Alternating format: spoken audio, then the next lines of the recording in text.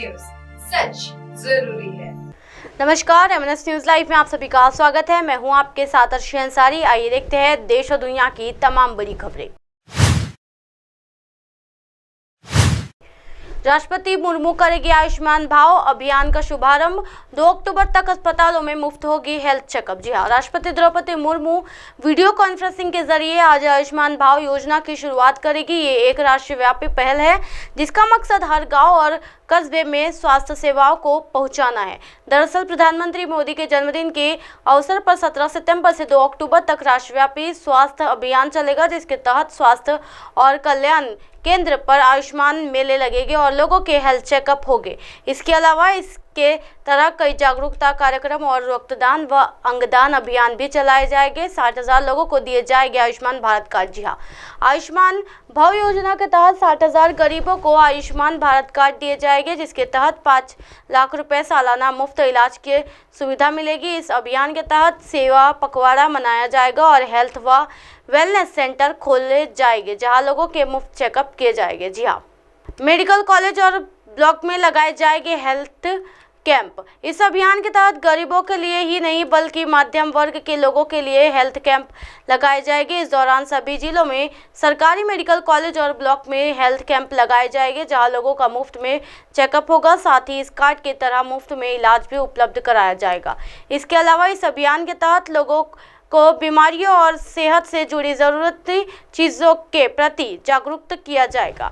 मनसुख मांडविया ने तैयारियों का जायजा लिया। जी हाँ, इस अभियान की तैयारियां कैसी है, इसे लेकर मनसुख मांडविया ने भी जायजा लिया है। उन्होंने राज्यों और केंद्र शासित प्रदेशों में स्वास्थ्य मंत्रियों व वरिष्ठ अधिकारी के साथ वर्चुअल बातचीत की और उनमें तमाम तैयारियां पर बात की। बता दें कि आयुष्मान भारत योजना भारत सरकार के स्वास्थ्य के प्रति एक बड़ी पहल है, जिसके तरह गांव और कस्बों तक स्वास्थ्य सेवाएं पहुंचाने की तैयारी है ताकि हर भारतीय स्वस्थ रहे और भारत के विकास में अपनी भूमिका निभा पाए। दर पर सीएम योगी गर्भगृह में कर रहे बाबा की पूजा। जी हाँ, उत्तर प्रदेश के मुख्यमंत्री योगी आदित्यनाथ ने विश्व प्रसिद्ध श्री महाकालेश्वर मंदिर में बाबा महाकाल का पूजन अर्चन और अभिषेक करने के बाद नदियोल में ध्यान भी लगाया। जी हाँ, सुबह से ही योगी आदित्यनाथ के उज्जैन आने को लेकर सुरक्षा के विशेष इंतजाम किए गए थे। यही कारण रहा है कि Z+ सुरक्षा से तैनाती कार्ड के साथ ही पुलिसकर्मी भी हेलीपैड से लेकर महाकाल मंदिर और भारतहरी गुफा पर नजर आए और चारों ओर कड़ी सुरक्षा के इंतजाम रहे। मुख्यमंत्री योगी आदित्यनाथ आज इंदौर में विभिन्न कार्यक्रमों में शामिल हो गए, लेकिन इससे पूर्व में बाबा महाकाल की नगरी उज्जैन पहुंचे, जहां गर्भगृह में महाकाल मंदिर के पुजारी पंडित घनश्याम शर्मा और पंडित संजय शर्मा के द्वारा बाबा महाकाल का विशेष पूजा अर्चना और अभिषेक करवाया गया।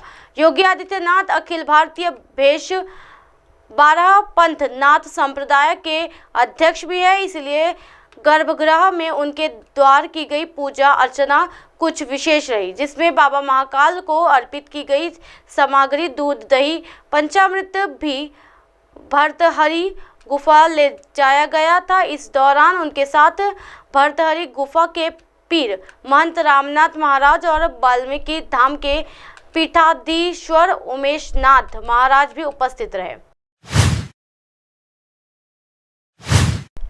जरांगे का सरकार को 1 महीने का अल्टीमेटम, कहा इन 5 शर्तों पर होगी भूख हड़ताल खत्म। जी हाँ, आए दिन मराठा आंदोलन को लेकर कई बड़ी खबरें सामने आ रही है। ऐसे में अब हम आपको बता दें कि अवंड तालुका को अंतरवाली सराटी में मराठा आरक्षण पर निर्णय लेने के लिए मनोज जरांगे पाटिल ने सरकार को 1 महीने का समय दिया है।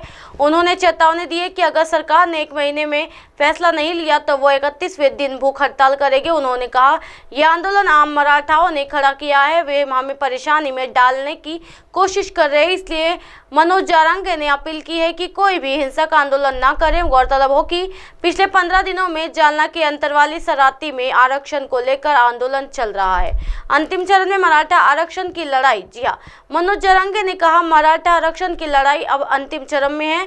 मैं यहाँ सरकार को आमंत्रित करता हूँ, हम अपने आप पर दाग नहीं लगाना चाहते, भले ही यहाँ सरकार आ जाए, सरकार जैसे आज आए वैसे ही वापस जाना चाहिए। हम पर कोई दाग ना लगे, हम यहाँ हंगामा नहीं करना चाहते। मराठा बुलाते हैं और फिर धोखा देते हैं। बिना दूरदर्शिता के आरक्षण नहीं होगा। चूंकि हम साथ हैं इसलिए सरकार हमारे सामने झुक गई है।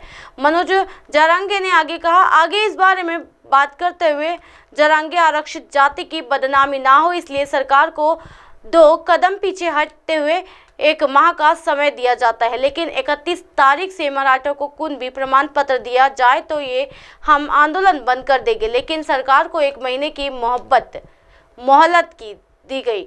जरांगे ने भी अपनी स्थिति स्पष्ट की कि वह धरना स्थल नहीं छोड़ेंगे, लेकिन साथ ही उन्होंने सरकार के सामने 5 शर्त भी रखी है। जी हाँ, जरांगे की सरकार के सामने 5 शर्तें। मराठों ने 31 तारीख को महाराष्ट्र में कुणबी प्रमाण पत्र वितरित करना शुरू कर दिया होगा। ये आज लिखित रूप में होना चाहिए।